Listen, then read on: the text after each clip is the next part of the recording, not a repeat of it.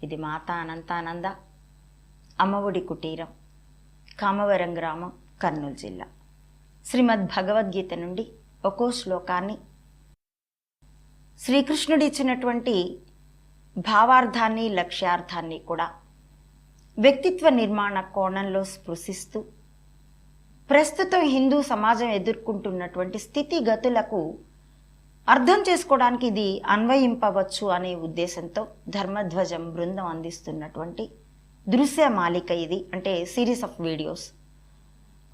అందులో భాగంగా నేను ఇప్పుడు మీతో ద్వితీయోధ్యాయం సాంఖ్యయోగం నుండి 21వ శ్లోకాన్ని, ఆ శ్లోక విశ్లేషణని పంచుకోవాలనుకుంటున్నానండి.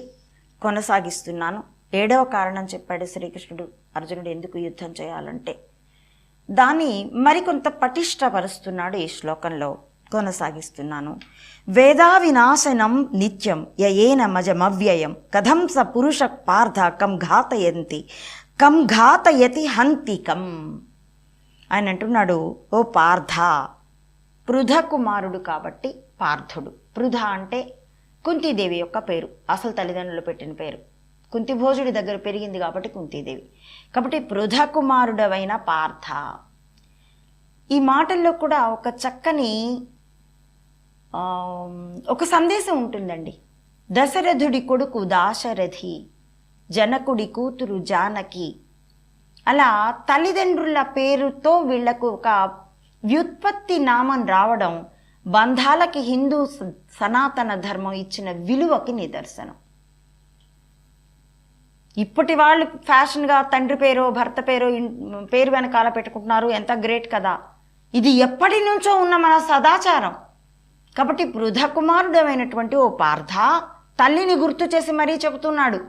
తల్లి పొందిన అవమానాలు, తల్లి తను అణిగి ఉన్నటువంటి తీరును గుర్తు తెచ్చుకున్నా కూడా అర్జునుడు ఇప్పుడు యుద్ధానికి సిద్ధపడాలి. ఎందుకంటే తల్లి చెప్పింది, నాయనా వాళ్ళు ఇసురేస్తున్న మెతుకులు తిని బ్రతుకుతున్నాను నేను ఇక్కడ, నాకు ఈ చెర విడిపించండి అని చెప్తుంది ఆవిడ. రాయబారిగా శ్రీకృష్ణుడు వచ్చినప్పుడు తిరిగి వెళ్తూ, అత్తా నీ కొడుకులకి ఏం చెప్పమంటావు అంటే ఈ మాట చెప్పి పంపిస్తుంది ఆమె. అలాంటి మాటలు తీసుకుని కూడా నువ్వు ఇప్పుడు యుద్ధాన్ని చూసి వీళ్ళంతా నా వాళ్ళు, నేను యుద్ధం చేయనంటున్నావే, ఓ కుంతి కుమారుడా గుర్తు తెచ్చుకో.